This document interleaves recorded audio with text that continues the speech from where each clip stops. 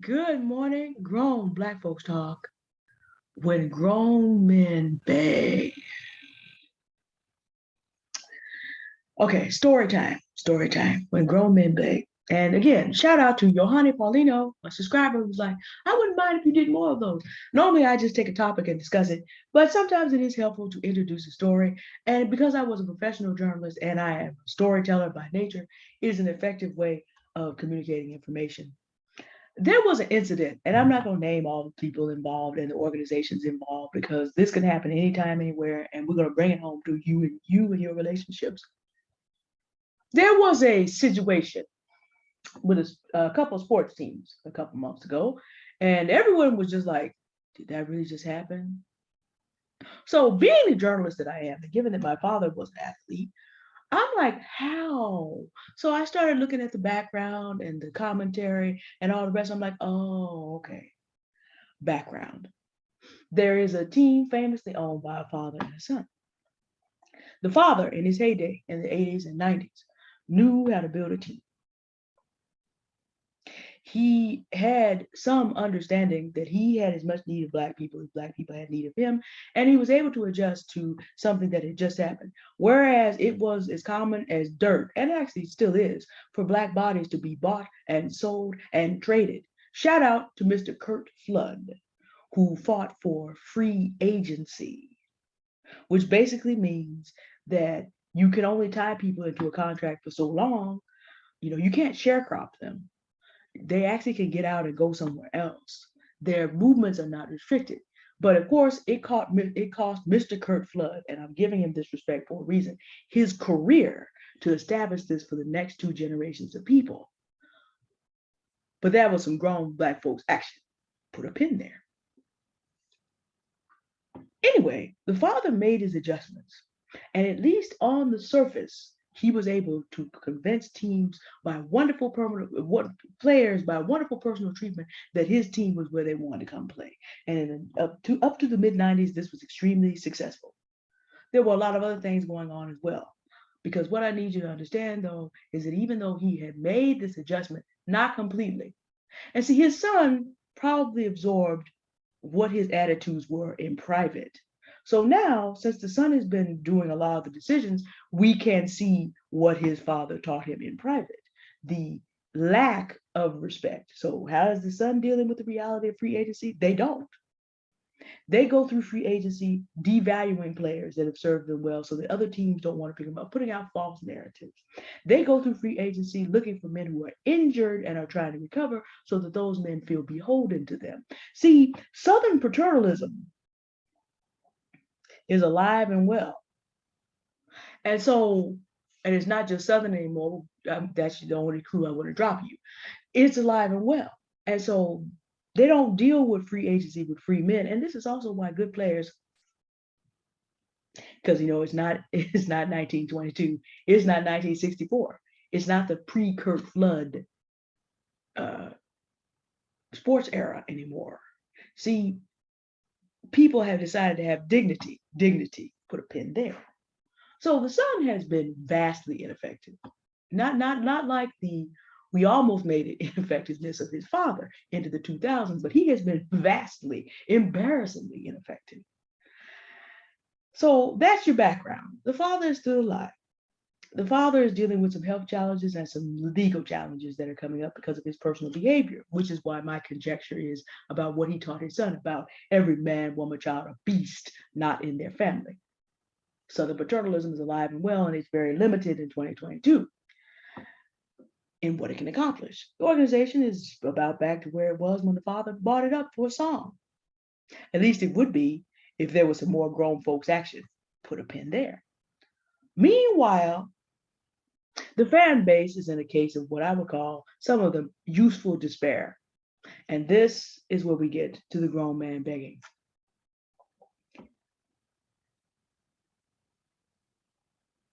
It hurt me to my soul as I was just catching up what in the world is going on because I follow stories from what we can learn from them. This, I'm trying to keep, doing a face palm is not an effective way of doing a video. But this man spent 15 minutes begging the father to come back to running the organization to save us from the son. This is what this man did for 15 minutes. I'm like, wait, y'all ain't won anything serious in 26 years. The Sun has only been running things for maybe the last 10 to 15. So on the face, no. But see, here's the other thing. He was talking about how the father used to go and treat people well when they came. But see, what this man does not understand about American history is because you have regular racists and you have devil level racists. Devil level racists don't want to just own the body. They want to control the soul. These are the ones that gave us the beautiful black music in the 1960s and 70s and took it and corrupted it so that their sons who buy the most black music, yeah, y'all, I've said this before, would maintain to a beat the degraded opinion of what black people's value would be degraded. Same techniques the son especially uses. But the father was able to make black people think that he actually loved them. But what he really believed, we know because his son is out here manifesting it. So they want your body and your soul. They're aiming for a higher level of you being a slave. You know, people used to say about a gentleman named Jefferson Beauregard Sessions III, former Attorney General Jefferson Beauregard Sessions. Black people would come out and talk about, but he's personally delightful. He can't be a racist. This man restored mandatory minimums so that black people can get caught up for 4 times as long for basically the same crime that a white person would do in certain drug situations. This man had that law put back on the books under former President Donald John Trump. But he's not a racist because he treats you well. No, he wants your love and admiration and affection and to shut off your critical thinking. He does not love you. And if you follow him in private and watch what he does and then look at what the people around him do because they think they're safe to do it, you figure that out. But like I said, there's regular level racists and devil level racists. The Sun is a regular, and the regulars aren't doing really well right now because black folks, because of Curt Flood, Mr. Curt Flood, they're walking away. So they're not doing well right now. And I'm like, wait, you're in the city, in the state where this is going on. How can you be up here? But see, now this is the part, ladies, where I want you in particular, and gentlemen, if you deal with a woman like this, the same applies. My reaction was, what? No, back. I hit that do not recommend channel so fast, button fast. I will never give my time to watch this individual again. Up here begging for this white man to come back and save us from the situation he created. That's what he was talking about. You know, wine and dine the players and so forth and so on. I'm like, that hasn't worked for 26 years. Because you don't treat the coaches and the rest of the organization correctly. This isn't, but you know what? I can't. What? No. Bye. Click, bless, block, and change the lock. That's what you got to do. Because begging is an appropriate strategy for children who are young and cute and immature. The man was 56. When you see a grown man begging, just understand this. Chances are, given the way the black community is today, this means he did not have a father to tell him, son, that's not what you do after a certain age. Come here and let me show you how to work for what you want. Son, come here and let me show you how you create what you want. Son, come here and let me show you how you negotiate properly for what you want. You do not go through the world begging. It's a dead giveaway that something went wrong. Their father was not involved daily showing that. Because you don't go beg. One of the things that black people have struggled to have is dignity. And this is also our over-reliance on protest. What we fail to understand is that our ancestors may have protested, but they did this at a moment in American history that's very different from ours. They were out there playing geopolitical games. Not everybody understood it, but the leadership understood the United States was trying to make an argument that it was superior to the rest of the world, and particularly communist Russia and communist China, and that it was a beacon of freedom. And our ancestors went up there and got beat up by police dogs, got eaten up by dogs and hit by water hoses to show that no, this was not the case. Also, television had not existed for 60, 70 years, and we did not have a diet of television that taught us how to devalue one another and to dehumanize us. You know, Black bodies and bodies in general are destroyed for our viewing pleasure every day, multiple times a day, on demand. Totally different time in history. And they also did it with strikes and boycotts. So basically, we're not only telling you what we want, we're not only going to the street, we're not going to work, and we're not taking your bus company to work. Shout out to the brave people that ran the Montgomery bus boycott. See, that's grown folks action. Grown folks action.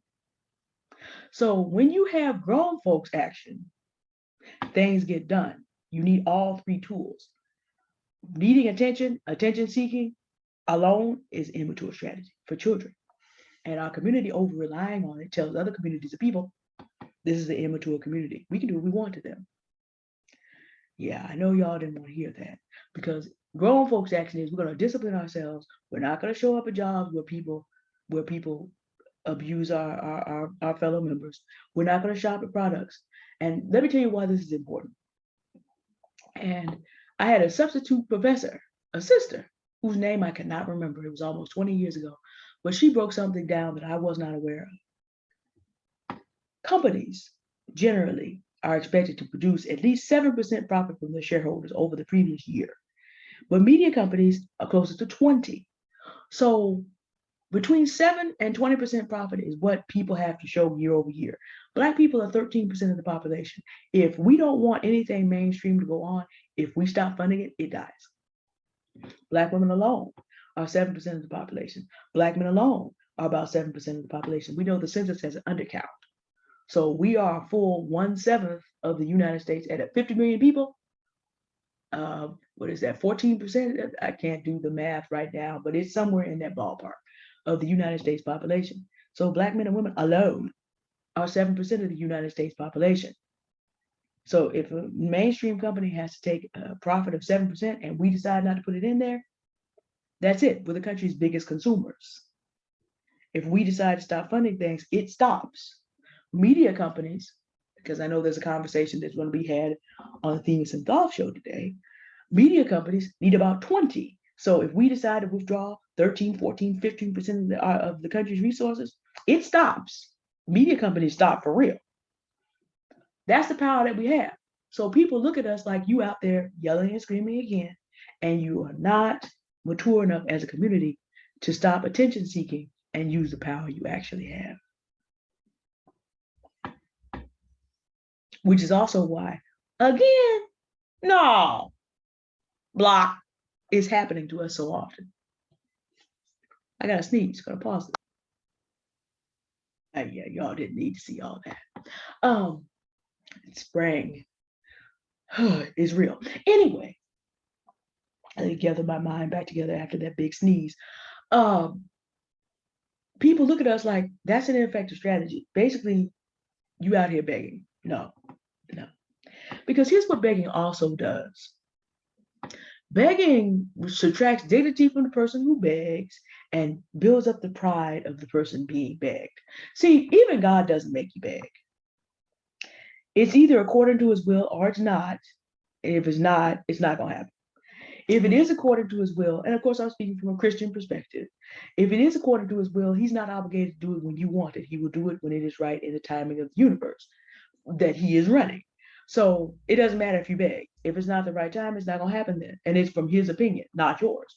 Begging is not going to help you. You don't have to do that. And yet the Christian has the promise, come boldly to the throne of grace.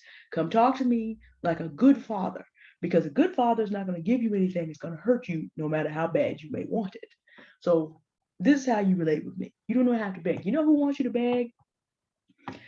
The type of people that want you to beg are people that have no intention of holding up the responsibility of being good to you, but they want the worship. Satan expressed his desire to want to sit on the throne of God and have the worship of the other spirit beings, but he had no ability nor capacity to run the universe. And his first sin was his pride. So proud people love to be begged. It builds up their broken ego. Let's see now. Notice what I said about broken ego. Curt Flood would not beg. It cost him his, Mr. Curt Flood would not beg. It cost him his career, but he walked away with his dignity intact. Was he resented terribly for having changed system? Yes, but he didn't stay where it was going to get its grip into him either. The thing about begging builds resentment in the person that has to beg, because, and it also builds resentment in the person being begged, because their opinion of what you deserve is going down, down, down, down, down, down, down. So the more you beg, the less likely they are to do anything for you. They'll do enough to keep you begging. That's it. This is also why the over-reliance on protest instead of learning the lessons of boycott is so dangerous to the Black community, because everybody's opinion of us down, down, down, down, down, down, down, down, down, down. But between men and women, remember that I said earlier, if you are dealing with a man who begs, again, this man was not taught by the men around him. No, we are men. We work, we create, we negotiate, and sometimes, because we are human males, we take what we need. And when we defend what we have, all that goes into being a man. So you're going to resent him for needing to beg, because he's trying to manipulate your maternal instincts. And gentlemen, this is still true. The reverse is also true. But the main thing about it is, the man who has to beg for things with a woman resents her terribly, because in this action, he is reducing himself. You know, men talk about they don't want to be sunned or reduced to the level of a don't want to be treated like a child. Well, if you're trying to manipulate a woman's maternal instincts, that's what happens. But see, this also leads to men who do not know how to create, earn, negotiate, and take in a good sense. In other words, use the tools that are available to get resources legally. This will also lead to, unfortunately, the reason that I have to warn you about this goes back to something we've been talking about for a minute.